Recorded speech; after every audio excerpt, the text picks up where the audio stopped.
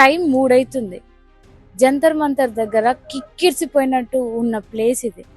ఈయన food తీసుకుపోయేటోళ్ళు, water తీసుకుపోయేటోళ్ళు, మొత్తం students తిరుగుతూనే ఉండేది రాత్రంతా. ఇప్పుడు మొత్తం సైలెంట్ అయిపోయింది. ఒక్క ధర్మేంద్ర ప్రధాన్ రాజీనామా తోటి మొత్తం సాఫ్ అయిపోయింది.